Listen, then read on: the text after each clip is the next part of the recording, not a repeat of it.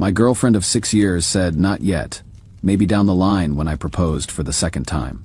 So I ended our relationship that night. Her family is calling me heartless, but I think I finally found my backbone. Look, I am still processing this, and honestly, I cannot believe I am typing these words, but I ended things with Laura last night.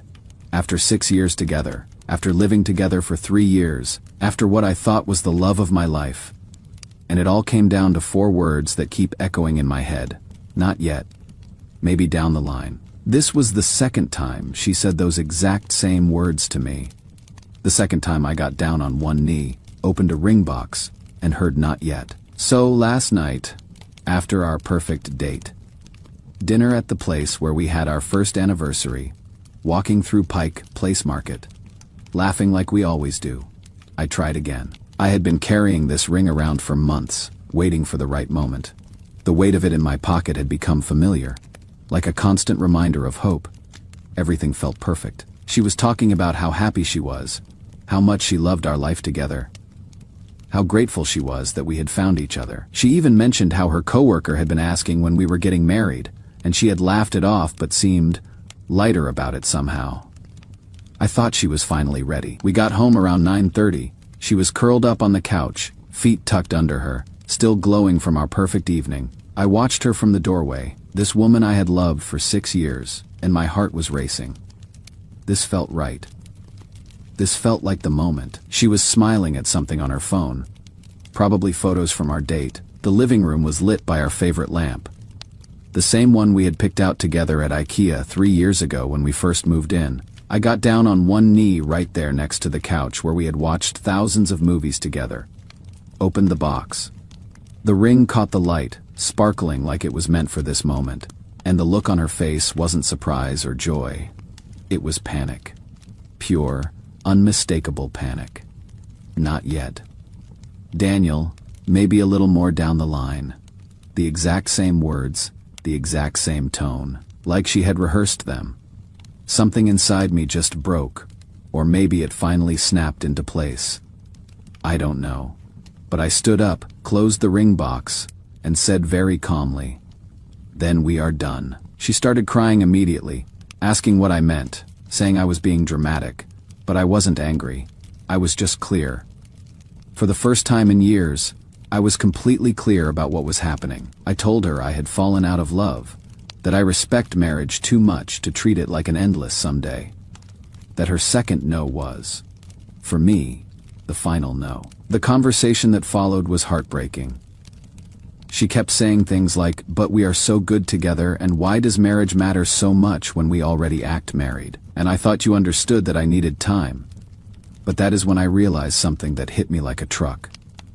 She didn't need time. She needed me to stop asking. I slept in the guest room last night. This morning she kept asking why, like nothing had changed. Like I hadn't just realized that 6 years of my life had been spent waiting for someone who would never choose me. She made coffee for both of us, set out my favorite mug, asked if I wanted to go to the farmer's market like we do every Saturday. I looked at her and saw someone who genuinely believed we could just go back to normal, that I would just accept not yet again and keep waiting. I gave her a month to find a new place. Reddit. Am I insane? Her sister Sarah has been blowing up my phone, calling me cruel and heartless. Her parents are devastated.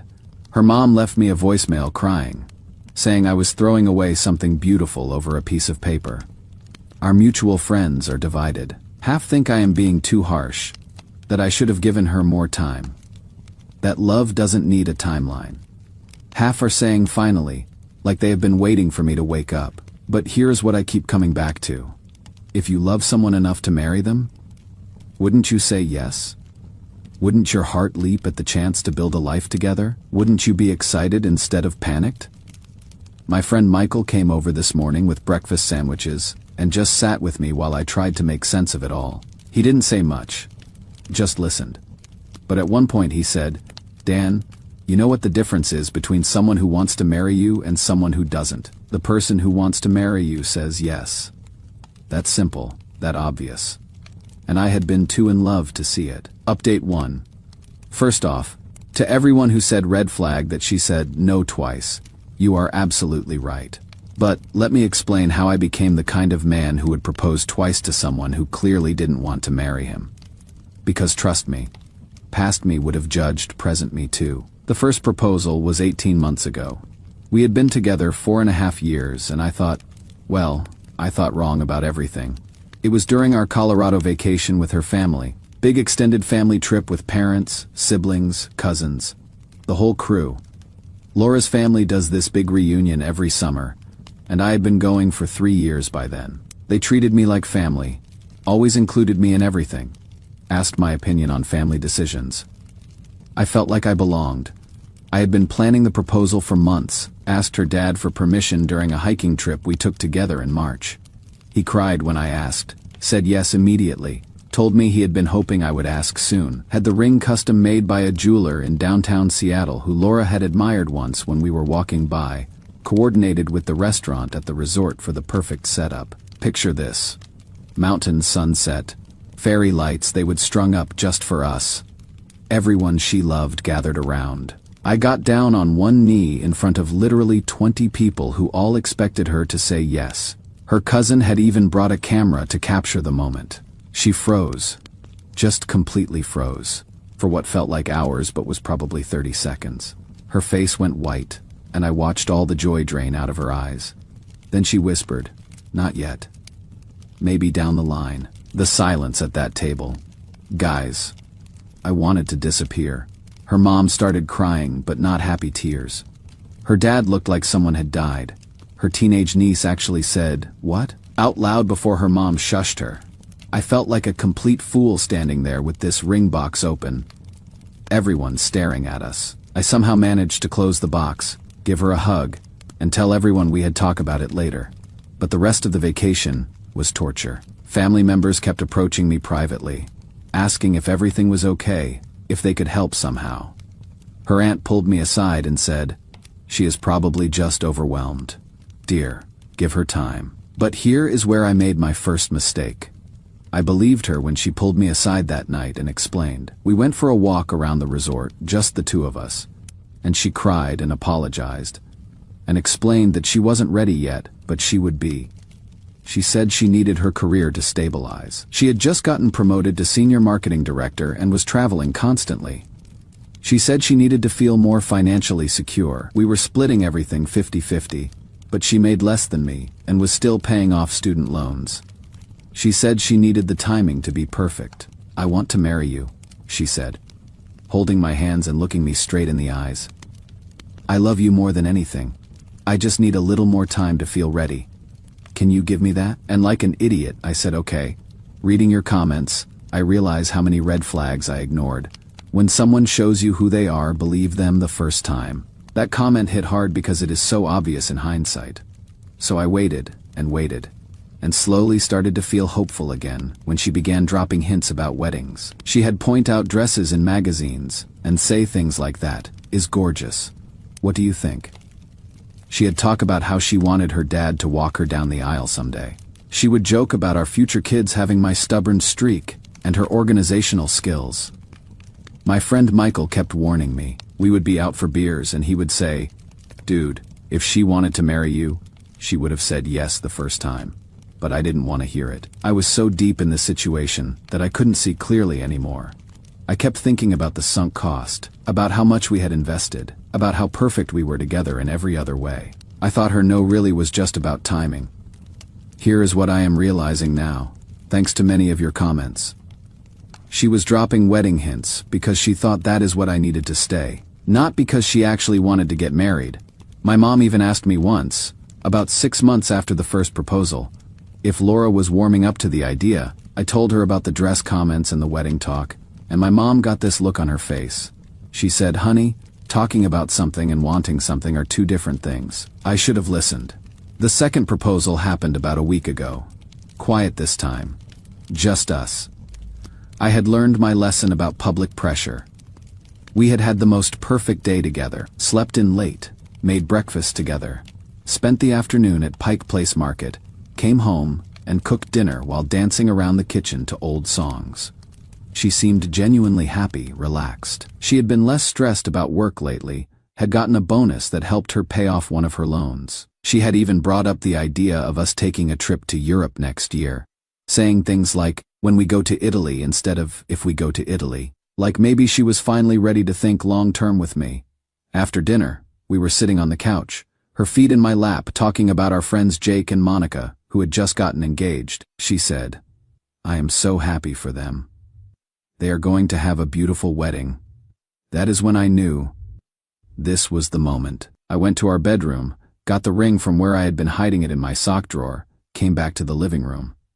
She was still curled up on the couch, smiling at something on her phone. When I got down on one knee and opened that ring box, her smile disappeared instantly.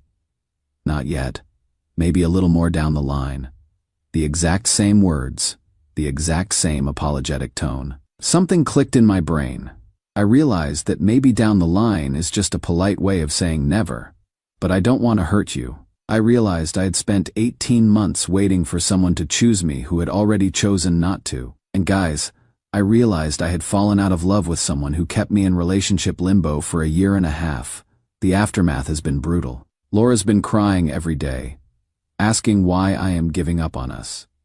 She keeps saying things like, "I thought you loved me enough to wait, and why is marriage more important than what we have?" Her family thinks I am heartless for not giving her more time. Her sister Sarah actually asked me how long I expected Laura to wait for me to be ready, completely missing the point that I have been ready for 2 years. Her mom called me yesterday and said, "Daniel, she loves you so much.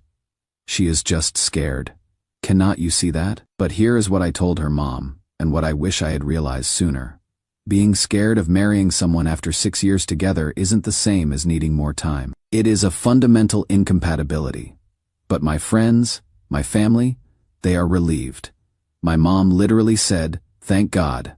I was worried you would wait forever." My dad, who is usually pretty quiet about relationship stuff, said, "Son, the right woman will not need to be convinced." Even my sister, who has always liked Laura, said, "I am proud of you for choosing yourself." Laura moves out this weekend. She asked me yesterday if this was really it. If I was really throwing away 6 years. I told her I wasn't throwing away anything. I was just finally accepting what she had been telling me all along. She said she thought we had forever. I said forever starts with yes, not maybe. I think that is when it finally hit her that I was serious. She started crying harder and said, "But I might have been ready next year, or the year after." That is when I knew I had made the right choice. Might have been ready after 6 years together. Update 2: Laura moved out last weekend. The move itself was awful. 6 years of shared belongings, trying to figure out who gets what, the bookshelf we built together, the dishes we had collected from different trips, the art we had bought for our first apartment. She kept crying and asking if we could try couples therapy now. Now, after I had suggested it twice, and she had refused. She offered to go to individual therapy too, to figure out her commitment issues. All the things I had asked for over the past year, suddenly on the table when it was too late. The hardest part was watching her pack up her side of our bedroom. 6 years of shared space, suddenly divided. She left me the good coffee maker and took the painting her mom had given us. I kept the dining room table and she took the couch where we had spent countless Sunday mornings reading together. I helped her load the last box into her car. It was raining, typical Seattle weather, and she stood there in our driveway. Sorry, my driveway now, looking smaller than I had ever seen her. "I thought we had forever," she said, rain mixing with tears on her face. That is when I said it, forever starts with yes, not maybe. She got in her car and drove away. I watched her taillights disappear around the corner, went inside, poured a glass of wine, and sat in our suddenly too quiet house. I felt empty, but also, strangely at peace, like I would finally stop holding my breath. But here is the part that has been messing with my head. 3 days after she moved out, her sister Sarah called me. Sarah and I had always gotten along well. She is Laura's older sister, married with 2 kids, very practical and straightforward. Laura always said Sarah was the sensible one in their family. Sarah apologized for her harsh texts initially. She said she had reacted defensively to protect Laura, then realized I deserved to know the truth.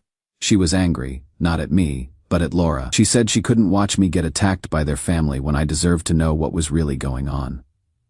The truth, Daniel, she said. Laura never wanted to get married. Not to you, not to anyone. She is terrified of marriage. Always has been. I felt like I had been punched in the stomach. I had to sit down. Sarah continued. Do you remember when our cousin Emma got divorced 3 years ago? Laura was obsessed with that divorce. She kept talking about how Emma had lost herself in marriage, how she had given up her independence. Laura has always seen marriage as a trap. 6 years. Read it. 6 years with someone who fundamentally viewed marriage as something to be avoided, not celebrated. But it gets worse. Sarah told me that after the first proposal, Laura had called her crying. Not because she was overwhelmed or needed time, but because she was panicked that I had proposed at all. She only started dropping those wedding hints because she panicked after Colorado, Sarah said. She thought if she talked about marriage enough, you would think she was warming up to the idea and stop pressuring her.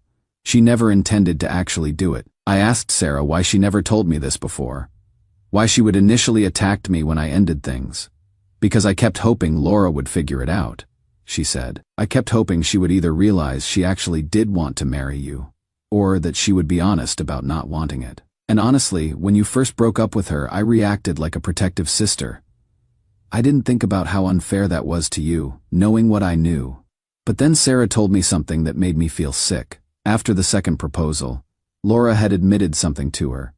I kept saying, not yet, because I hoped he would eventually stop asking, and just be happy with how things were. She hoped I had just stopped wanting marriage. Stop wanting the thing that meant everything to me. And here is the part that actually made me feel sick. Laura told Sarah she thought she could string me along indefinitely because I was too loyal to leave.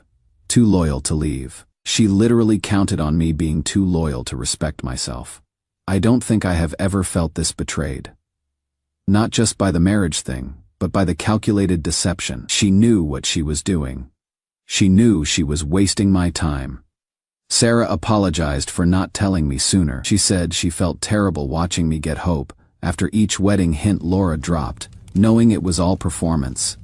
You deserve someone who doesn't need to be convinced to marry you, Sarah said. You deserve someone who says yes because they cannot imagine life without you officially. I asked her if Laura had ever actually loved me, or if our entire relationship had been some kind of elaborate placeholder situation.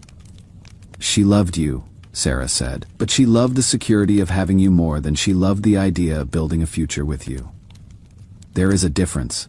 That hit hard because it explained so much. Laura loved our routine, our shared life, the comfort of coupledom. But she didn't love the idea of legally, permanently binding herself to me. The worst part. Our mutual friends are still divided. Some think I was selfish for having a timeline on love. They keep saying I should have given her more time, that everyone moves at their own pace. But how much time? 7 years. 10. When does not yet become never? My friend Michael came over last weekend and found me stress cleaning the entire house, which apparently I do when I am having a breakdown. He sat me down and said something that hit home. Dan, you didn't leave because she wasn't ready for marriage. You left because she wasn't ready for marriage but was willing to let you waste years of your life hoping she had changed her mind. He is right. This isn't about marriage timelines. This is about honesty, about respect, about not leading someone on when you know deep down you will never give them what they need. I am 41 years old. I don't have endless years to wait for maybes that are really no's in disguise. Laura texted me yesterday asking if we could meet for coffee and talk things through. Her text said, I know I messed up, but I am willing to compromise now. Maybe we could do a long engagement, or just get engaged and figure out the wedding later. I just miss you so much. I stared at that text for an hour. Even now, even after everything Sarah told me, she is still trying to find a middle ground that doesn't actually give me what I want. I didn't respond. There is nothing left to talk through. She made her choice every time she said not yet, while secretly hoping I would stop asking. I made mine when I finally listened. Update 3. A lot has happened in the past few weeks, and I want to wrap this up so I can actually close this chapter of my life. First, Laura never stopped reaching out, texts, calls, emails, even showing up at my office once. Everything from I miss you to I am ready to talk about marriage now to I realize I made a mistake. She brought coffee from our favorite place and just sat in the lobby until I agreed to talk to her. She looked terrible. Like she hadn't been sleeping. She kept saying she had been doing a lot of thinking and that she was ready to compromise. But compromise on what? On wanting to marry me? On being excited about our future? You cannot compromise someone into loving the idea of marrying you. I didn't respond to most of her messages. There is a difference between wanting to marry someone and wanting to keep them from leaving. But then, 2 weeks ago, she sent a text that said everything. I talked to a therapist and realized I was scared of marriage because I thought it would change us. I liked us the way we were. I thought if I kept saying not yet, you would realize we didn't need marriage to be happy. I was trying to protect what we had. I know I hurt you, but I was trying to protect us. Protect us. By lying to me for years about her intentions, I stared at that text for a long time, and then I understood something that changed how I see this entire relationship. She wasn't protecting us. She was protecting herself from having an uncomfortable conversation. So she decided to waste years of my life instead of risk losing me by being honest. That is when I finally responded. My first and last text to her: Laura, I hope you find someone who wants exactly what you want. I hope you find someone who doesn't need marriage to feel secure and loved. You deserve that, and so do I. I am blocking your number now so we can both move forward. Take care, and I did. Blocked her number, asked our mutual friends not to give me updates about her life. The relief was immediate and overwhelming. The right person will not need to be convinced. The right person will say yes because they cannot imagine saying anything else. The dating apps are an adventure.